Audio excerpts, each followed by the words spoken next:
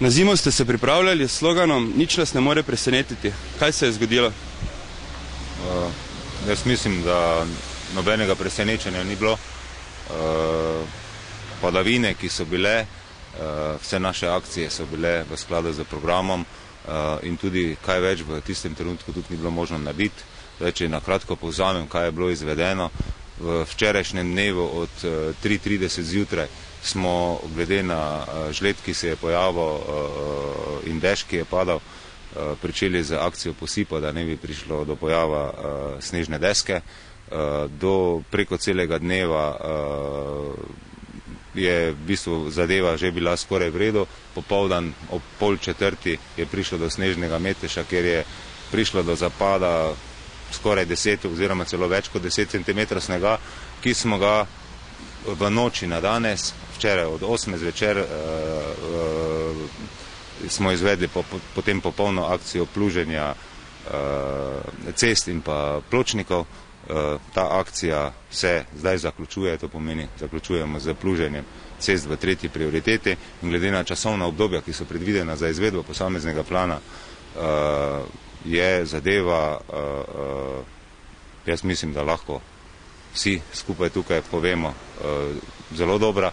V končni fazi vidimo za sabo Zagrebško cesto, ki je že črna, popolnoma brez snega, da je zadeva bila zelo dobro opravljena. Mogoče ena od novosti, ki smo jih v letošnji zimi izvedli po dogovoru z mestno občino Maribor, smo dodatno izvedli še posip 3. prioritete in se je pokazalo to tudi kot zelo dobro.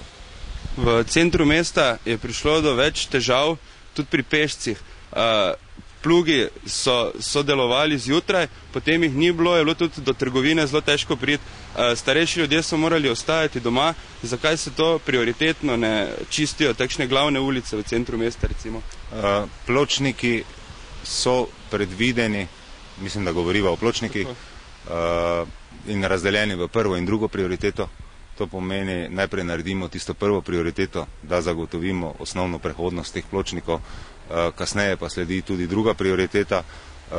Mislim pa, da se moramo vsi zavedati, da v končni fazi je zima in da verjetno po zimi se ni za pričakovati, da je to enako kot poleti, da je to neprestano prehodno, da je potrebno se v bistvu tudi prilagoditi, se obuti, pa v končni fazi včasih tudi počakati, ko je tisti največji metež, da se zadeva očisti in potem oditi v mesto.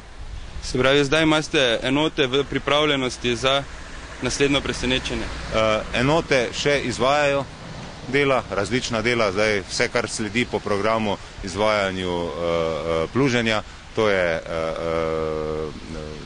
čiščenje oziroma odpiranje požiralnikov, da lahko voda uteče, prebijanje prehodov za pešce, da razširjanje teh, da je možna normalna prehodnost, čiščenje avtobusnih postaj in v skladu z programom je to tudi predvideno. Ste pa edino podjetje, ki se s tem ukvarja? Več je podjetij. Na mariborskem območju, mislim. Na mariborskem področju izvaja še cestno podjetje, aktivnosti na cestni mreži, ki je v državni lasti.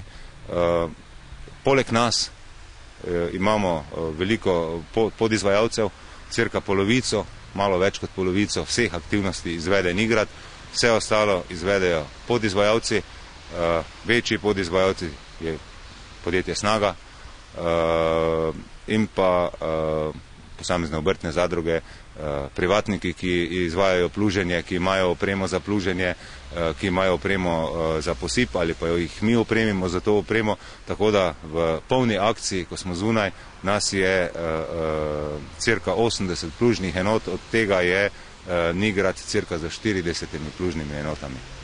Zdaj pa še zadnje vprašanje, na koga se ljudje morajo obrniti, če jih padejo v kak zasnežen predel, če so ceste neprehodne, neprevozne, na koga poklicati, na koga se obrniti, da se zadeve rešijo? Glejte, ta zadeva je ustaljena. Najprej je seveda potrebna zimska oprema, opremiti svoj avto. Drugič obstaja Avtomoto zveza, ki v takih primerih lahko pomaga. Tretjič, če pa gre za pripombe, in verjetno vaše vprašanje je bilo na samo izvajanje zimske službe, imamo na internetu internetno stran, preko katere lahko dobivamo in tudi dobivamo sugestije, pripombe, želje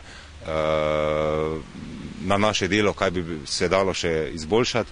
Tako da to tudi poslušamo, imamo odzivnik na telefonu, kjer sprejemamo sporočila, ki jih tudi kasneje analiziramo in njihove pripombe upoštevamo. Tudi vsak klic, ki je sprejet in analiziran, tako da z naše strani je vložena velika energija v to, da bi v resnici bila zadeva v redu narejena. Ocenjujemo pa, da